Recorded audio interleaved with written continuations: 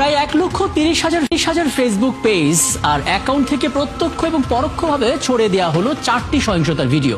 তারপর দাবি করা হলো বিএনপির মনোনয়ন না পাওয়া নেতা কর্মী সমর্থকদের বিক্ষোভ চলছে। পরে দেখা গেল কোনো ভিডিওই আসল নয়, সবগুলো এআই দিয়ে বানানো। ওদিকে সাবেক মার্কিন প্রেসিডেন্ট বারাক ওবামার ব্যবহৃত গাড়ির ছবি ফেসবুকে পোস্ট করে গুজব ছড়ানো হলো এটি নাকি বিএনপি চেয়ারপারসন বেগম খালেদা জিয়া এবং বিএনপি ভারপ্রাপ্ত চেয়ারম্যান তারেক রহমানের জন্য বুলেট প্রুফ গাড়ি। এখানে শেষ নয়, আওয়ামী লীগের লকডাউন কর্মসূচির দাবিতে নতুন করে ছড়িয়ে পড়ল প্রায় 3 বছর আগের নাশকতার ভিডিও। দর্শক, কয়েকটা ফ্যাক্ট চেক আমরা শুরুতে দেখে নিই, তারপর আলাপে যাব। জাতীয় সংসদ নির্বাচনকে সামনে রেখে চট্টগ্রাম বন্দরে বিএনপি চেয়ারপারসন খালেদা জিয়া ও বিএনপির ভারপ্রাপ্ত চেয়ারম্যান তারেক রহমানের জন্য কেনা বুলেট প্রুফ গাড়িগুলো পৌঁছে গিয়েছে এমন দাবিতে ফেসবুকে 2টি গাড়ির ছবি প্রচার করা হচ্ছে।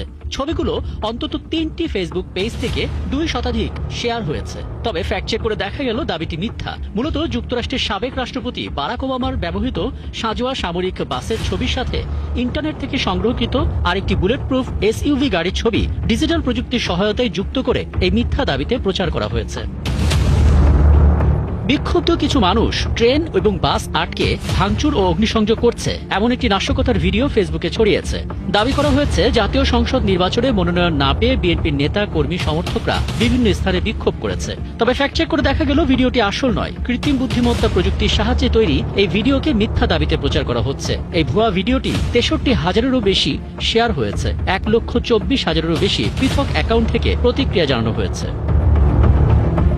ওদিকে বিএনপি মহাসচিব মির্জা ফখরুল ইসলাম আলমগীরের ছবি যুক্ত করে এখন টেলিভিশনের ডিজাইন সংবলিত একটি ফটো কার্ডে দাবি করা হয়েছে চাঁদাবাজি বন্ধ করার চেষ্টা করা হলে কোনোদিনও মানবে না বিএনপি। তবে যাচাই করে দেখা গেল মির্জা ফখরুল এমন কোনো মন্তব্য করেননি এবং এখন টিভিও এমন কোনো ফটো কার্ড প্রকাশ করেনি। মূলত ডিজিটাল প্রযুক্তির সহায়তায় ভুয়া এই কার্ডটি তৈরি করে ছড়িয়ে দেওয়া হয়েছে। এর মাঝে ঢাকায় আওয়ামী লীগের লকডাউন শুরু হয়েছে এমন দাবিতে অন্তত 4টি ভিডিও ছড়িয়ে পড়েছে। প্রতিটি ভিডিওতে নানামুখী সহিংসতার ছবি দেখা যাচ্ছে। ভিডিওগুলোকে নিখুঁতভাবে বিশ্লেষণ করে দেখা গেল এগুলোর কোনোটাই সাম্প্রতিক সময়ের নয়। একটি